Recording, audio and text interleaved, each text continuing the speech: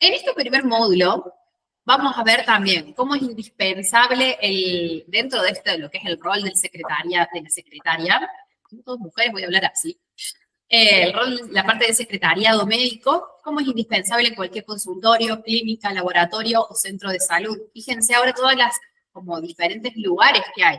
Tenemos laboratorios de bioquímico, por ejemplo, donde se hacen análisis de sangre o a lo mejor de anatomía patológica, en lugares donde se hacen ecografías, consultorios chicos de especialidades médicas más particulares, o, por ejemplo, odontológicos, de nutrición.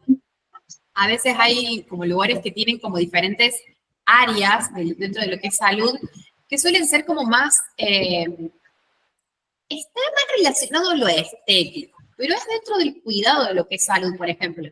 Nutrición, dermatología, suelen estar como más ligados a una parte más estética de la salud, pero estamos también tratando con parte del cuerpo. Entonces, a veces suelen haber como consultorios individuales o que abarcan estas áreas, que suelen a veces estar también de cirugía. Entonces, como para que lo tengan en cuenta, o sea, por ejemplo, están relacionados porque dentro de lo que es dermatología, a veces hay que extraer algún lunar, algo que como para hacer análisis, para lo que es anatomía patológica, de controlar, por ejemplo, si ese lunar o esa mancha o eso que está ahí es algo benigno o maligno. Entonces también suelen hacer esos controles. Bueno, nuevamente acá se dice que suele ser el primer contacto que tiene una persona que acude a una consulta. Cualquier consulta siempre va a haber una secretaria, un secretario previo a esa instancia donde el paciente pasa al consultorio. Sea una guardia, sea una consulta con un profesional en un lugar chico, en un lugar grande. Atención virtual suelen tener, no siempre pasa de que a ver, hay atención virtual por videollamada, ocurría mucho más en la pandemia, que a veces había no veían al secretario, pero sí les escribía vía WhatsApp o vía mail que les coordinaba todo y ahí ya pasaban a la telellamada con el médico. Esto como estoy brindando así como otro tipo de consultas que suele aparecer, pero siempre va a haber un secretario y después van a pasar a la instancia de consultorio, siempre. Perdón, me quedé leyendo esto de que tenemos que entender siempre que una persona que acude a una consulta puede ir por una cuestión propia o porque está acompañando a otra persona. Por ejemplo, están acompañando a un niño, a una persona que quizás no puede comunicarse, tiene alguna discapacidad. También a veces hay acompañantes terapéuticos o asistentes que acompañan a personas adultas o que tienen alguna... no tiene como buena motricidad o buen movimiento y quizás no es un familiar, pero siempre están acompañando a alguien y tienen que estar receptivos a veces a qué es lo que sucede en la consulta, porque quizás la persona que está ahí puede padecer algo y que no le esté escuchando con digamos, no lo va a estar escuchando concretamente como uno cuando va y dice, listo, sí. Entonces, si uno está acompañando a esa otra persona, también le tiene que brindar toda la información ese que acompaña a la persona que va a la consulta. Debe tener conocimientos en fundamentos de salud, enfermedades y síntomas, farmacología, atención médica, WWS, obras sociales y métodos de facturación. Bueno, acá vengo a empezar a describir qué es todo esto, porque uno dice, bueno, tengo que estudiar medicina. No se me hace. Con fundamentos de salud es entender, por ejemplo, si yo estoy en un área particular, bueno, entender cuáles son las enfermedades más recurrentes y qué son también las siglas de esas enfermedades. Yo estuve siempre en el área de cardiología, creo que lo dije como 10 veces, pero vuelvo a decir, por ejemplo, había siglas específicas de diagnósticos.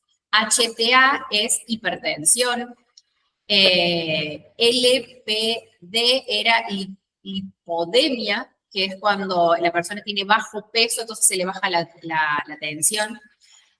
Soplo es otro diagnóstico. Uno empieza a aprender cuáles son los diagnósticos de acuerdo también a los grupos de edad. Por ejemplo, un recién nacido, si tiene hipertensión, bueno, está complicadísimo.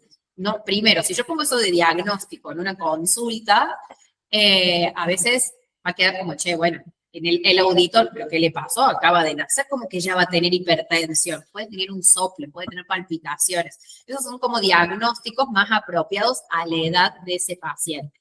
Por ejemplo, si fuese una persona adulta, no le voy a poner control, porque es un diagnóstico que las obras sociales no lo toman como válido. Entonces no está probado y tengo que poner un diagnóstico que sí, fundamente, porque va a la consulta. En ese caso puede ser palpitaciones, por ejemplo, una consulta en general, palpitaciones. Bueno, listo, ese diagnóstico sí lo aprueba la obra social. Pero si le pongo control, visita porque se va de viaje, eso no es un diagnóstico. Entonces la obra social diría, no, bueno, que lo pague particular, yo esto no lo voy a pagar. Y ocurren esas peleas con el auditor, con la clínica. No, bueno, pero mira los estudios previos. O sea, entonces uno se ahorra toda esa parte, entonces poniendo diagnósticos relacionados al área y a lo que está relacionándose el paciente. Por ejemplo, si yo pongo que el paciente acude a ginecología porque tiene, no sé, estoy pensando un diagnóstico sumamente bizarro, que no se asocia en lo más mínimo, también va a pasar, che, pero vos para qué viniste si tu diagnóstico es otro y yo soy un cardiólogo. O sea, no tengo que estar haciendo un control, por ejemplo, postquirúrgico de una cirugía de mama. Por poner un ejemplo, como, perdón, no, vos no te operé, estás tomando medicación y te está afectando. O sea, ven, a eso me refiero como que diagnósticos totalmente errados que, bueno, pueden influir en esta parte de la facturación. Enfermedades y síntomas. Bueno, enfermedades que estén relacionadas al área en el que uno trabaja. Si uno está en clínica médica, y bueno, va a haber un compendio bastante amplio, ¿no?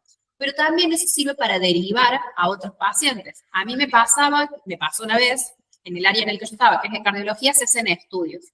Hay un estudio que se llama ergometría. Y hay un estudio de otra área que es de neumonología, que es, ay, no me sale ahora el nombre, es muy parecido. Es un estudio que tiene que soplar y es una prueba como de, no, ergometría es el de cardiología, no me acuerdo ahora el nombre, ya se lo voy a buscar, pero que es un estudio que la persona tiene que estar haciendo una caminata, pero es como un control de marcha para ver en realidad cómo es la capacidad pulmonar de la persona. La ergometría tiene una cuestión muy parecida, que a veces lo tiene que hacer en una bici o en una cinta. Espirometría es el otro. Hasta los nombres son parecidos. Espirometría es el estudio de neumonología, ergometría es el estudio de cardiología.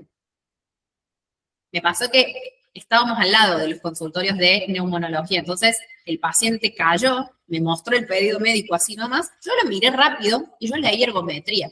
Pero cuando empecé a ver el diagnóstico fue, este diagnóstico no es de cardiología, es algo como de respiración, pero ¿por qué le van a pedir una ergometría que tiene que correr en una cinta? Y yo lo veía al paciente, y lo veía con un bastón, y que a duras penas estaba respirando. Yo decía, esta persona no se puede hacer este estudio. O sea, yo voy a ser responsable de lo que le pase porque yo le cargué este estudio.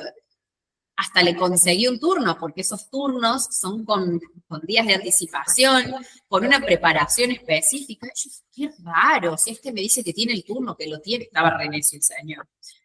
Y después le pregunto a una, che, ¿qué dice este diagnóstico? Y dice, para mí no es de cardiología ese diagnóstico. Entonces le pregunté, se me ocurrió preguntarle al área de neumonología, y me dicen, no, sí, es un estudio, pero es una espirometría. No me poner, decirle que pase para el otro lado. O sea, al señor casi lo someto a un estrés de correr en una cinta, que quizás le daba bien o le daba muy mal el estudio, pero él se tenía que hacer otro. Cuando el señor me describe también qué estudio se tenía que hacer, me dice, no, uno que tengo que caminar, que estudio, sí es la ergometría, pero tienes que correr, no caminar. Wow, está bien. Agradezco que eso ocurrió al lado, el señor no se tenía que ir a otra clínica ni a otro lugar, pero si yo no hubiese tenido en cuenta esas situaciones, lo mando a hacer un estudio que no es. Y bueno, no hubiese quizás sido en las mejores condiciones cómo terminaba todo eso. Por suerte, era otro estudio y era más tranquilo, solamente era de la respiración. Farmacología me refiero a realizar los pedidos de recetas médicas. También qué tipos de recetas médicas podemos hacer nosotros. No podemos hacer recetas de cualquier cosa, solamente de esos pacientes que tienen un tratamiento crónico y que sean de esa área, o que el médico le avaló ciertos medicamentos. Por ejemplo, yo tenía que hacer recetas médicas a pacientes de cardiología que tomaban a veces 3, 4 medicamentos y a la vez les daban un ansiolítico. Los ansiolíticos, que suelen ser, por ejemplo, el Alplax, clonazepam, eh, clonagin, ahí estoy poniendo nombres comerciales y nombres de la droga en sí, son por duplicado. Sí o sí tiene que hacerse 2 veces esa receta, no se puede hacer una sola porque en la farmacia no se lo van a aceptar, e incluso algunas tienen que ir por triplicado, es hacerlo 3 veces a la receta. Si es un área en la que no se le da también a los pacientes de cardiología a veces esa medicación porque es precisamente para bajar la ansiedad, bajar el ritmo cardíaco, estar más relajado. Y si es un área donde el profesional de salud no brinda esa medicación, yo no la puedo realizar porque puede haber consumo problemático de esos medicamentos. Si bien son legales, se venden en una farmacia, pero hay gente que tiene un consumo más abusivo de eso y no precisamente con fines de salud. A veces puede ser más recreativo y bueno, tienen un consumo bastante problemático. A eso me refiero con lo que es farmacología, entender qué tipo de medicamentos hacemos nosotros, perdón, hacemos las recetas. Ya de repente somos farmacéuticos. ¿Qué tipos de recetas vamos a hacer? ¿Qué tipo de medicamentos? Discernir cuál es el nombre comercial del nombre de la dosis del medicamento, qué compuestos tiene, por cuánto se vende, todo eso también lo vamos a aprender. Hay páginas que permiten entender eso, porque eso no lo van a recordar siempre. Ustedes, por ejemplo, no sé si alguien toma una medicación crónica. Por ejemplo, la del hipotiroidismo, la T4. La levotiroxina sería. O Sí, que a lo mejor... yo estoy tomando esa de levotiroxina ¿Y te para la... acordás específicamente de cuántos comprimidos viene la caja? Em, Bueno, eso le pasa a un montón de pacientes, no se acuerdan, entonces uno que no hace recetas constantemente, o no es que tiene una memoria gigante de cuántos, de la dosis, de cuánto viene, de cuántos comprimidos viene la caja, uno tiene que buscarlo a veces en internet. Hay páginas que se llaman Vademecum, que ahí los podemos buscar y nos figura cómo es la venta comercial, cuántos comprimidos vienen por caja, cuánto tiene esa dosis. Las dosis van cambiando de acuerdo a los medicamentos. No es lo mismo, por ejemplo, lo que es la levotiroxina, 0,75 que 0,25 o que 1 gramo. Entonces, van cambiando digamos, los porcentajes de las dosis. Entonces, los pacientes no siempre toman todo lo mismo. Entonces, uno va aprendiendo eso con esas páginas que se llaman Vademecum. También se los voy a mostrar para que ustedes aprendan cómo realizar, cómo interpretarlos, porque a veces hay mucha información en esas páginas y uno, bueno, para no perderse e ir más específico y agilizar esa labor. Métodos de facturación, bueno, discernir qué es una consulta, qué es un estudio, qué es, por ejemplo, qué parte va para internación, cuál es la parte que va para consultorios externos. En la parte de qué es lo que es consultas y estudios, la mayoría de las veces, son en consultorios externos. Es decir, el paciente va a la consulta o a hacerse ese estudio y se vuelve a su casa. Eso es un paciente ambulatorio. También vamos a ver qué tipos de pacientes hay, los que son de urgencia, los ambulatorios, los que ya suelen ser pacientes crónicos. Ay, se me quedó congelado. Bueno, algunos secretarios, esto se los estuve diciendo casi todo el tiempo, son encargados de reponer insumos en los consultorios. Por ejemplo, si es uno que es de cirugías, donde se hacen, por ejemplo, se retiran puntos o se hacen controles postquirúrgicos, uno tiene que tener esa predisposición armada en el consultorio, que esté la camilla, que esté la funda que cubre la camilla, que haya batas, que hayan todos los elementos necesarios para la realización de esa tarea. Por ejemplo, en los consultorios donde se realizan papicolpo, sí o sí tienen que estar los hisopos, todo lo que está previamente, no me salen las palabras, hoy les pido disculpas. Esterilizado. Esterilizado, exacto, ese era el palo. Material que esté esterilizado y hay que ir a buscarlo, si es en una clínica grande, hay que ir a buscarlo al lugar donde se realizan y nos los dan en bolsas particularmente que están selladas al vacío, material ha sido esterilizado en tal y tal lugar, en tal y tal fecha, y que está cerrado, no está abierto, no podemos caer con un material abierto mientras esté esterilizado, ¿no? Salvo que el mismo profesional tenga ahí esa maquinita donde se limpia y esteriliza el material con el que esté trabajando, por ejemplo, en un consultorio odontológico. Eso lo hace el mismo profesional, tiene ahí como su equipito donde se va limpiando todo, pero en otros lugares puede pasar de que no está eso, entonces lo tienen que ir a retirar. Lo mismo, gasas, inyectables si es necesario, papelería, pedidos médicos, lapicera, recetarios, que haya hojas en la impresora, que la impresora tenga tóner, que la computadora esté prendida. Estas cosas súper básicas. Pero a mí se lo decía un médico con el que trabajaba, por ahí el médico se me reía y le digo, para, no, sí, excelente profesional de la salud, pero no sabés prender la compu. Y yo tenía que prender la compu, conectar la impresora. A veces me llamaba porque se le desconectaba el teléfono con la computadora y no se le pasaban todas las historias clínicas. O sea, es como que también tenía que tener ese control de esas cosas porque a veces a los médicos se les escapa esa parte. Entonces, bueno, uno tiene que tener en cuenta todo eso. Más que nada, si estamos trabajando con profesionales que trabajan en equipos quirúrgicos, tener toda esa otra parte. Yo también estuve trabajando en el área era de cardiología, pero era de cirugía vascular, digamos, médicos que realizan los tratamientos esclerosantes para las piernas, digamos, para varices. Entonces, también tener las agujas de las, no es inyectables, sí, de los inyectables que utilizaban para hacer los tratamientos, que sean los indicados para esa zona, ¿no? Y van a poner una, por ejemplo, si estoy trabajando en un vacunatorio, también tener en cuenta las dosis, la refrigeración, el control de todo eso, que esté limpio.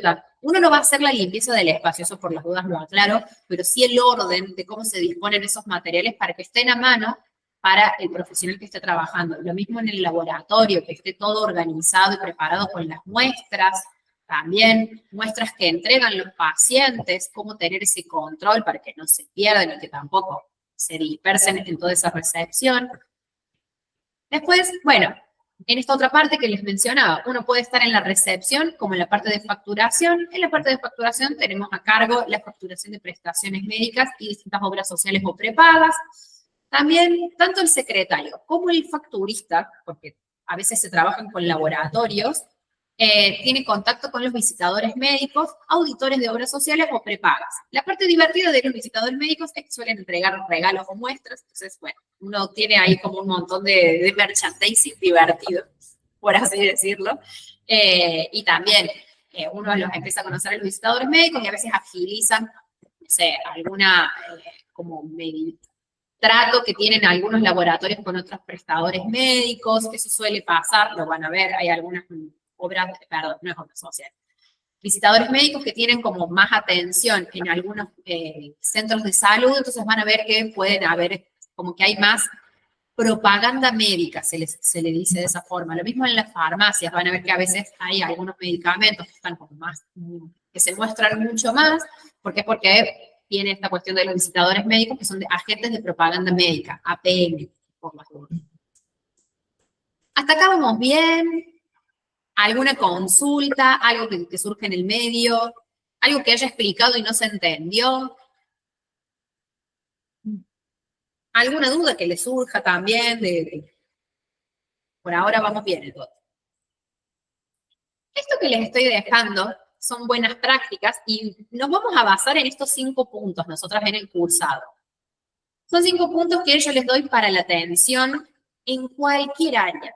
Me imagino que han trabajado en algún momento con atención al público, de alguna u otra forma, o ustedes han ido seguramente a lo largo de la vida, me imagino que han ido a un hospital, a una clínica, a un consultorio. No es que... Y si no fueron nunca, las admiro. También me preocuparía si nunca fueron al médico, pero momentáneamente las admiro, ¿sí? Una salud impecable. Pero por una causa u otra, uno acude al médico. Y bueno, y empiezan a ocurrir situaciones que son más confortables o no en la atención y la recepción. Yo esto que les doy, a mí me ha servido para un montón de cosas, no solamente para la recepción médica, pero en este caso soluciona muchísimo la recepción del paciente. La recepción es cuando está esa atención del secretario con el paciente, digamos, lo que ocurre entre que el paciente me entrega la credencial, yo corroboro que tiene el turno y pasa a consultorio. Eso suele ser bastante rápido, esa recepción, por así decirlo, pero a veces se puede ver un poco más lenta o un poco más conflictiva, y esto ocurre muchísimo, porque hay una parte en la atención, y digamos, esa presentación que vamos a tener con el paciente, cómo nos vamos a desenvolver, y si, por ejemplo, yo acá les voy a mostrar, dice 5 de calidad, serían 5 puntos de calidad para una mejor atención y relación con los pacientes, porque a veces los vamos a ver una sola vez y se van a llevar una impresión de nosotros. Y a veces los vamos a ver 1, 2, 3, 15 y nos vamos a hacer amigos. Yo me he hecho amigo de un montón de pacientes. Y lugares chicos, por ejemplo, quienes sean de la zona de Monteros, que no son de acá de Córdoba, y que puedan trabajar en lugares así, digamos, en una clínica, en un hospital, quizás ya se conocen y ahí hay una cercanía diferente.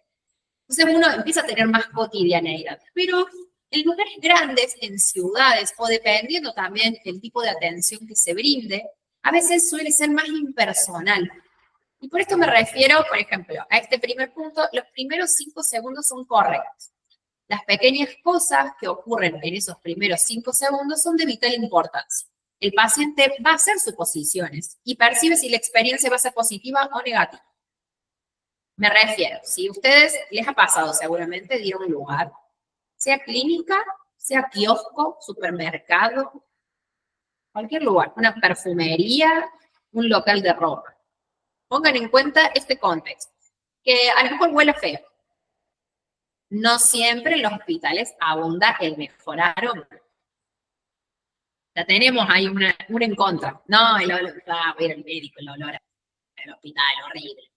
Olor a lavandina, olor a médico. Ya empiezan a jugarle esas en contra. Pero, por ejemplo, si voy a otra clínica y que tiene perfume, por ejemplo, no sé, una de oftalmología. Oftalmología no tiene nada que ver, por ejemplo, con una de clínica médica, o sea, va a ser otra área, pero si tengo linda luz, hay buena presentación del lugar, se ve limpio, se ve organizado. Está bien, puede haber mucha gente, pero se ve organizado porque hay un sistema de turneros. Vieron que hay varios lugares que se entregan los papelitos que uno tiene que ver por la pantalla y suele, siempre, todos, pero suele haber alguien que está en ese, se le suele llamar tótem a esos lugarcitos, donde está que se entrega el número y después, si yo veo que hay una persona, le voy a pedir ayuda. Entonces ya me siento como que alguien me va a brindar una ayuda, ¿no? Es que voy a estar al frente de la pantalla y que tengo que tocar. Ay, qué botón aprieto, se me rompió la pantalla. Uno va a pensar eso automáticamente. Ay, no sé cómo se toca. ¿Qué tengo que poner acá?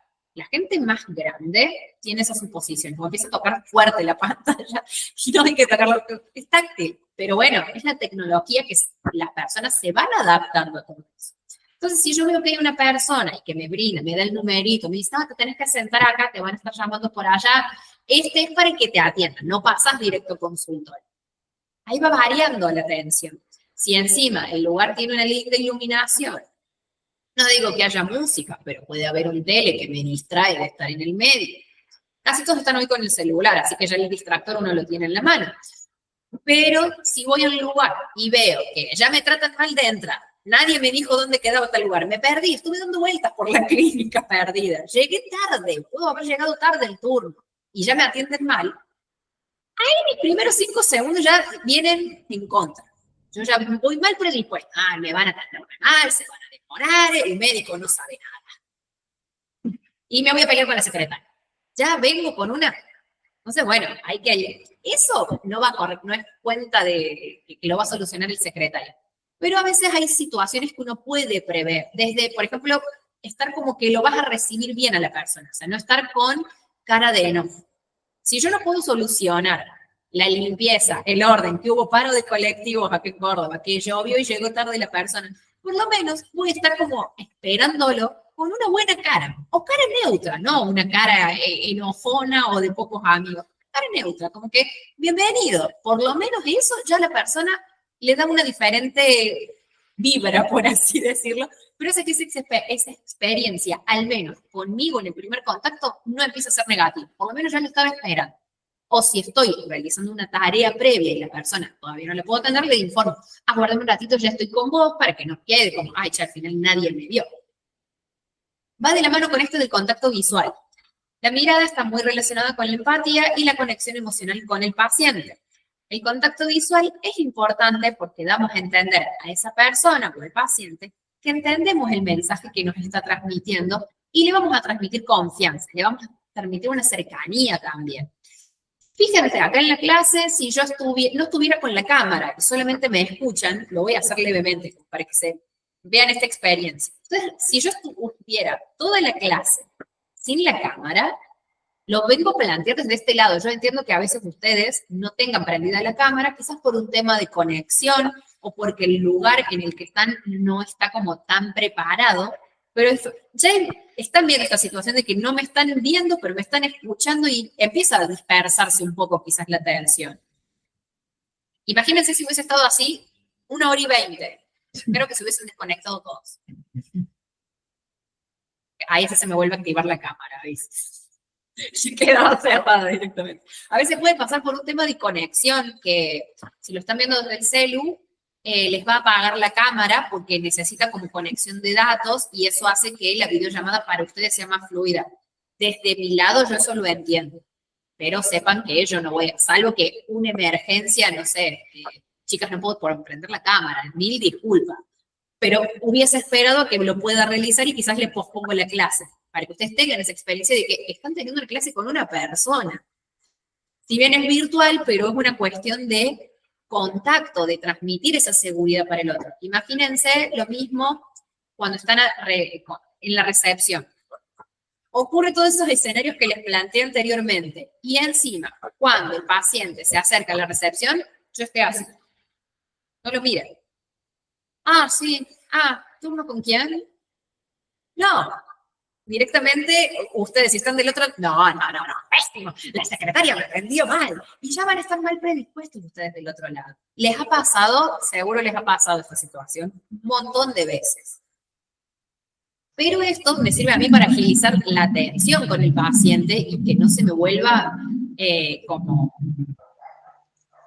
algo que me juegue en contra, en el sentido de la otra predisposición, de la otra parte. Yo le puedo brindar el mejor asesoramiento, la mejor ayuda, pero si también de parte de la otra persona ya viene enojada por cuestiones propias, pues yo ahí voy a empezar a separarlo, no lo voy a tomar como personal, que la persona me ataca y encima yo le respondo igual.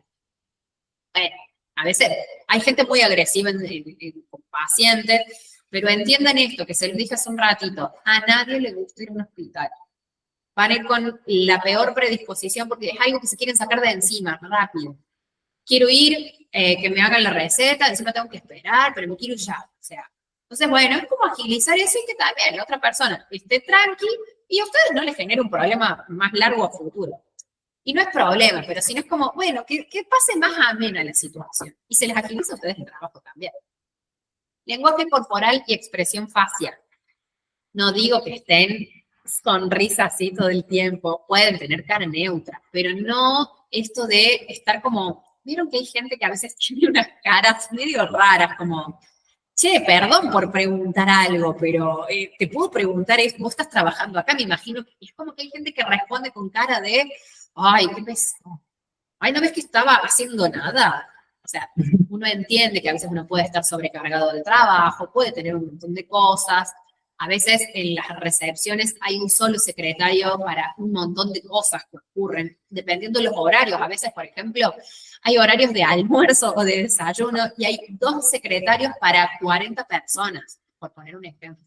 Y a veces sí, uno, quizás el secretario que está atendiendo, está sobrecargado, pero la otra persona va a ver que está precisamente sobrecargada de trabajo. Hay gente que lo va a ver y hay gente que no, eso lo vamos a entender, pero bueno. Pero si estoy precisamente en un momento donde está casi todo tranquilo, eso es donde más pasa, está casi todo tranquilo. Y yo si estoy de secretaria, estoy así como echada para atrás. así, yo estoy recibiendo a alguien así, la otra persona viene indignadísima. Yo esto lo he visto, yo también estuve del otro lado, tanto trabajando de secretaria e iba a otra recepción y lo veía, y yo a veces les decía, che, yo no me quiero meter, pero fíjate, no pongas esa pose, yo te van a tirar de algún lado te van a tirar un ladrillo, o sea, primero, encima en el área de ginecología. Yo a veces también estuve atendí a veces un poco de consultas de ginecología porque lo tenía al lado de mi servicio y también para ayudar a la secretaria, porque a veces quedaba una sola en un horario de merienda y había que agilizar porque se les juntaba un montón de pacientes en la sala de espera. Entonces, bueno, es para agilizar la atención. Obviamente, el paciente que va a ginecología sabe que tiene que esperar bastante porque existe también ginecología y obstetricia y a veces se sobrecargan de turnos. Pero uno, bueno, quería agilizar para que no le caigan todos, ¿cuándo me van a atender? Estoy esperando hace 10 minutos, esto parece un hospital público. Entonces también, ese lenguaje corporal, si encima la secretaria está, si la ven sobresaturada, lo van a entender. Pero si la ven como que no está haciendo nada, no, atendeme. Y quizás está resolviendo una autorización. Está agilizando una autorización de una obra social que no se la autorizó el mismo servidor y tiene que estar mandando un mail presentando todos los datos porque si no guarda todos esos datos del paciente, la persona se va a ir y ella no va a poder pasar esa consulta.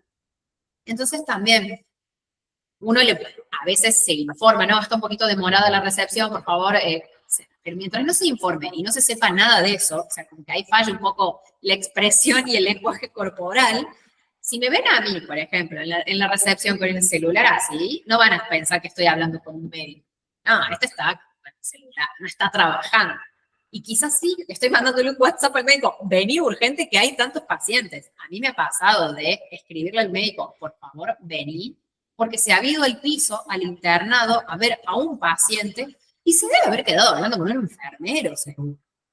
Pero bueno, yo tenía que agilizar un poco y a veces me iba de la recepción, les avisaba a los pacientes, ahí vuelvo, por las dudas, voy a ver una cosita en el internado que me llamó el médico. Y era yo buscarlo, voy a volver porque hay que agilizar el consultorio, me están queriendo prender fuego a mí y yo no soy médico. Pero después los pacientes se quejan con el secretario y con el médico está todo ok. El médico no importa que me hizo esperar 40 minutos, pero la secretaria me hizo esperar 5. Entonces uno tiene que agilizar esas situaciones en las que uno las pase bien y la persona también lo pueda sobrellevar un poco. Después, si el médico se demora, lo que fuera, el paciente en el consultorio, ay, no está bien, el médico se demoró porque es un profesional de la salud. No, está súper bien que el médico se demore, pero no el secretario. Entonces, bueno, uno tiene que ir sorteando esas curvas. Saludar. Esto está de más de decirlo. Pero a veces ocurre muchísimo que los pacientes caen, no nos saludan, y a veces uno como secretario se pone así en rol de querer educar a la persona, y es donde más negativo sale todo. Buenos días. Y la persona está en automático. Muchas veces, si más un turno a la mañana, muy en automático está esta persona, y no la saludan. Yo tenía una compañera que se enojaba cuando los pacientes no la saludaban. Yo digo, no lo tomes personal, no ves que cae a las 7 de la mañana, no tiene idea de dónde está parado. Como, de suerte se acordó que tenía un turno. Pero sí que el recepcionista lo salude, porque la persona a veces está esperando como, che, ¿me van a atender bien? Yo pago un montón para venir a este lugar. Porque en estos tiempos las personas están pensando que mi dinero tiene que valer lo que pago en esta consulta.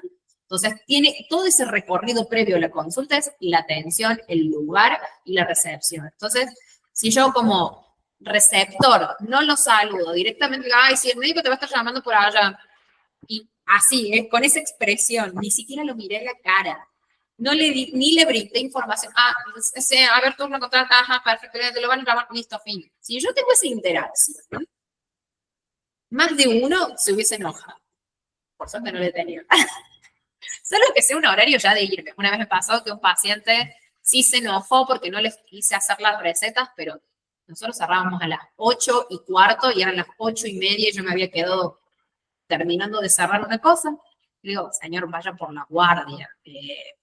Ya habíamos cerrado todo, hasta la compu tenía apagada y me quedé haciendo 10 minutos más de una cosa que me tenía que ir y bueno, el señor se enojó, obviamente, pero bueno, yo ahí medio que dije, está bien, no era mi horario de trabajo acá, puedo olvidarme de estos 5 puntos de calidad un ratito.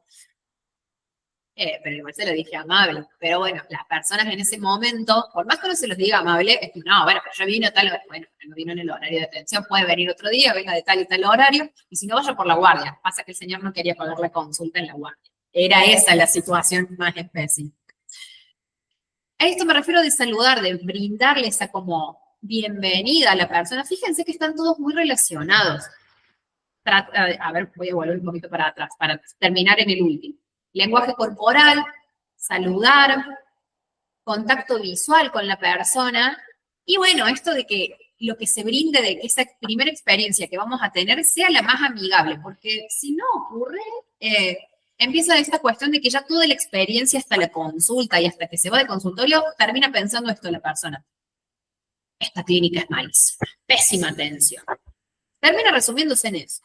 Este último punto no siempre puede pasar al principio porque uno no tiene quizás mucha confianza con las personas o porque también no le sale tan natural, pero de tratarlos por su nombre.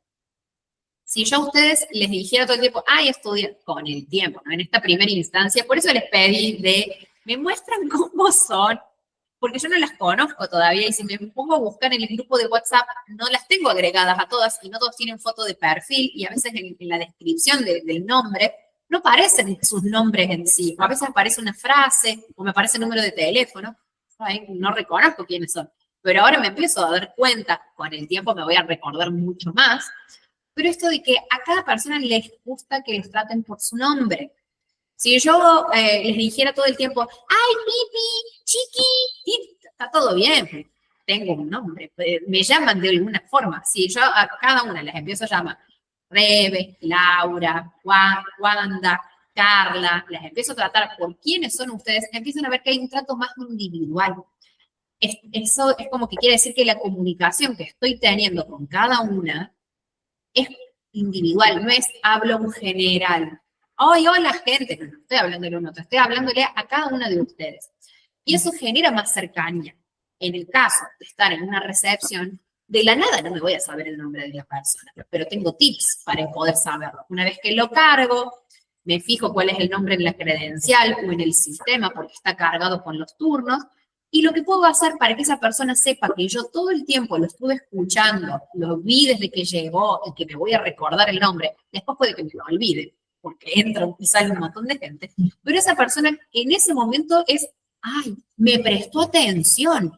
Entre todo este mar de gente que hay, estoy siendo único. Y a cada persona le encanta tener esa cuestión de, en toda esta gente me han identificado a mí. Por ejemplo, una vez que el paciente cae, yo lo estoy por cargar en el sistema, tengo la credencial, cargo todos sus datos y si, por ejemplo, me faltara algún dato, le pregunto con el nombre y ahí la persona, porque pueden estar súper distraídos. Muchas veces en la recepción, la persona está así como, ay, sí, tengo un turno con tal, y están así. Mientras uno le está cargando todo, me permite el pedido médico, mientras va cargando todos esos datos, la persona está con el celular o viendo cualquier cosa. O si tiene hijos, está prestando atención a los hijos en la recepción. Y si yo lo llamo por el nombre de esa persona, o si estoy cargando los datos del hijo, le menciono el nombre del hijo, ahí van a darse cuenta de que, me está hablando a mí. Y más si le termino de cerrar, bueno, pero, por ejemplo, se llama, vamos a hacerlo con Laura, porque justo le tengo acá como en el medio en la videollamada. Bueno, Laura, te van a estar llamando por esta puerta, presta atención a la pantalla, el médico, o por ejemplo, si el médico los viene a buscar a la recepción. Laura, el médico te va a estar llamando por la recepción, va a venir a buscarte, así que está atenta a esa puerta, bla, bla, bla. Cambia totalmente. Significa que toda esa situación está pensada para que la persona se sienta única y diga, bueno, perfecto, me han atendido, saben cómo me llamo, no soy un número más en este lugar. Después me puedo olvidar del nombre. Quizás lo dije en ese momento y después, pero ya empiezo también yo a no trabajar en automático. O sea, empiezo a identificar, esta persona está hace 40 minutos. ¿Qué pasa que no pasó consultorio? Si sé que el médico está, puede pasar que a lo mejor me olvidé de anotarla. Hice todo el paso y no puse el botón Enter. Puede pasar muchísimo eso, porque uno trabaja en automático. Entonces, si uno ya empezó a identificar, obviamente, si hice eso, me voy corriendo con el médico, por favor, atendela, un problema mío, me olvidé cargar, ya, llámala ya, y después se soluciona. Pero que la persona no se entere de eso. Vos le decimos, está un poquito demorado el médico, ya te atienden, ya te atienden. Pero uno empieza a identificarlos. Esto ocurre cuando hay mucho, en lugares grandes, donde hay mucho intercambio, así, entrada y salida de gente. En lugares chicos, uno lo va a identificar mucho más rápido. Y también en lugares chicos me refiero, por ejemplo, en localidades más pequeñas, donde uno ya tiene más familiaridad con las personas, las conoce porque a lo mejor viven en la zona, son amigos de un pariente, lo ven en el súper, fueron compañeros de colegio, era el papá de alguien que conoce. Entonces, suele haber más familiaridad y a veces en eso se agiliza un poco más. Pero en lugares grandes donde el trato es muy impersonal, estos tips me sirven bastante. Yo los he usado en un montón de situaciones, no solamente en el trabajo. Y también me agilizan mucho la comunicación con las personas. También me agiliza, por ejemplo, el trato con ustedes, de poder hablar, de explicarles. Lo van a ver también a lo largo de todo el curso, o sea, de que no pierdo tanto la continuidad del trato. Y si lo pierdo, recuérdenmelo, acá falló algo en el medio. Pero van a ver eso, de que si yo, por ejemplo, toda la clase no se los hubiese dado desde esta forma, yo lo uso como mucho punto de partida para todo. Si la clase yo lo hubiese dado con la cámara apagada, de que no les empiezo a identificar por el nombre, entiéndanme que la primera clase quizás no me acuerdo todos los nombres, ustedes tienen que acordarse uno solo, yo me tengo que acordar el de varias, entonces también tengan en cuenta esto de que si la presentación hubiese sido diferente, yo hubiese entrado súper tarde a la clase, no les doy lugares que ustedes también puedan hacer, que para mí esto está bueno en las clases de hacer intercambio de opiniones desde puntos de vista diferentes, desde lugares diferentes. Si no le doy lugar a eso y solamente hablo desde un solo punto de vista, quizás no va a ser la mejor experiencia de la clase para ustedes. Y más que es virtual, y esto yo lo tengo que tener en cuenta. Nosotros vamos a estar cada 15 días en las clases, y bueno, tenemos que tener cierta como, no digo cotidianeidad, pero cercanía, porque el grupo no está armado presencial. Ustedes también van a estar en un grupo, están en el grupo de WhatsApp. Ese grupo está armado para que tengamos digamos, un contacto entre lo que yo les paso de guías de trabajo. Ustedes utilicen ese grupo para sacarse consultas. Si hoy, en esta primera clase, no se animan a preguntar algo que no hayan entendido, lo pueden preguntar después en el grupo de WhatsApp, porque la primera instancia a veces no tienen dudas en el momento, pero empiezan a surgir después. Y a medida que vamos avanzando con las clases, para mí está muy bueno cuando en el grupo de WhatsApp entre todos se empiezan a ayudar. Alguien pasa un tip de alguna información o alguien tiene una duda que a lo mejor yo expliqué algo en la clase y quizás esa explicación no les quedó del todo claro, pero otra de sus compañeras lo entendió y lo explica diferente. Para mí está buenísimo cuando entre todos nos vamos como retroalimentando en esta información. Así que yo les invito en el grupo a que puedan también opinar si tienen alguna consulta, si por ejemplo yo no respondí algo rápido y alguien más o menos ya lo sabe, por ejemplo en una consigna, y lo quieren responder, bienvenido sea. El grupo está armado para eso. No está armado para, buenos días, ¿cómo están? Hoy cociné un pan. No está armado para eso porque después entre todos hay sobresaturación de información y al final no encuentran las cosas que buscaban. Si quieren hacerse un grupo después para tener una amistad, bueno, háganlo aparte, no lo hagan en el grupo pero sí para información, para sacarse dudas. Después, esto yo abro esta puerta siempre. Si no se animan a preguntar algo en la clase, porque les da vergüenza, puede pasar y lo entiendo.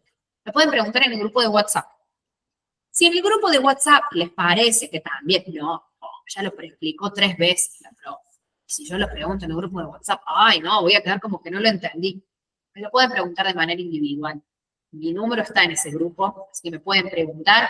Quizás la respuesta no la dé tan inmediata, dependiendo del horario. Si es pasado a las 8 de la noche, es probable que la respuesta esté el otro día. Si es un fin de semana, aguárdenme, que a veces respondo rápido o a veces respondo al día siguiente, pero la información va a estar.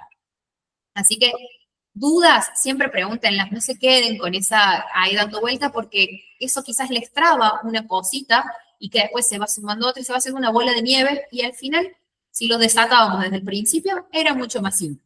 Si quieren, no se queden con dudas, Siempre pregúntenle a otra compañera, me pueden preguntar a mí, siempre va a estar esa información. Y si no está en ese momento, me pongo a investigar y lo trato de resolver. Pero siempre de brindarles esa información y que no se queden con eso que está ahí como, ay, bueno, pero esto no puedo avanzar. En este módulo de secretariado es más como fluido esta parte. Esto lo aviso y lo marco desde la primera clase, porque en la parte de facturaciones donde empiezan a ocurrir esas consultas de, ay, pero la profe lo explicó 5 veces, lo explico 6, y si lo tengo que explicar 7, bueno, lo voy a explicar quizás ya de una forma más abstracta, y si lo dije tantas veces, hasta yo le empiezo a perder sentido. Por eso, las clases están grabadas. Si tienen dudas, las vuelven a ver. Y si la vuelven a ver y no, todavía no la entiendo, me lo preguntan, no hay problema en eso. Así que desde esa parte va a haber acompañamiento, va a haber asesoramiento y seguimiento. Así que no pierdan esas oportunidades. Desde acá les agradezco por estar casi 2 horas conectadas. Y bueno, nos vemos la clase que viene. En el grupo tienen la grilla de las clases. Así que la clase que viene sería este mes vamos a tener como seguido, porque es el martes que viene. Después van a ver que son cada 15 días, pero para que en este mes tengan las 2 clases y no se haga tan lejano hacia el próximo martes, ¿sí? Okay. Solamente es este mes que los tenemos uno seguido del otro, pero después van a ver que empiezan a ser un poquito espaciados. En esta instancia, que ya estamos por terminar de la clase de hoy, les voy a dejar una pequeñita tarea. Traten de sacar un turno en cualquier lugar de salud, sea público, privado, no importa si no tienen obra social, no importa si tienen obra social y justo tenían que sacar un turno o algún familiar de usted tenía que sacar un turno, tomen nota de esto. ¿Qué información les brindan? Si, por ejemplo, ustedes quieren, lo voy a redactar después a esto en el grupo de WhatsApp, ¿sabes? Esto es por escrito, es como que ustedes hacen un análisis, toman nota de si les dieron información del lugar, si tenían cobertura, cuánto tenían que pagar de coseguro o cuánto valía la consulta, si les brindaron medianamente una información de los horarios que tiene el médico, o si es para un estudio, qué requerimientos tendrían que tener para algún estudio. Por ejemplo, me tengo que ir a sacar sangre. Era un ejemplo. Y si, por ejemplo, van y consultan, ¿qué horas de ayuno les piden? Si tienen un pedido médico viejo, esto más que nada para los estudios les suelen pedir el pedido médico. Tengan un pedido médico a mano y díganles, no lo tengo actual. O sea, esto puede pasar, que a lo mejor el pedido esté con una fecha vencida. Les van a decir, actualicen el pedido, no puede ir con un pedido vencido. Les van a decir eso. Pero, ¿qué información les brindan a partir de sacar un turno? Si no se animan, busquen una página de internet de cualquier hospital. Yo les voy a... no, pero tienen que tener un usuario. Si tienen un usuario, lo pueden hacer como intentar sacar un turno. Si no, llamen a uno de centros de salud para ver qué disponibilidad médica hay. Es como un ejercicio de consulta, de ver qué información me brindan y yo cómo lo tomo eso. Eso es para que vean qué tipo de atención les van a brindar por teléfono o si lo sacan desde una página web, cómo es el canal de atención. Es más que nada de observación y de interpretación esta tarea. ¿Se entendió? Sí. Bueno, chiquis. Les agradezco por haber estado presentes en la clase y nos vemos el martes que viene.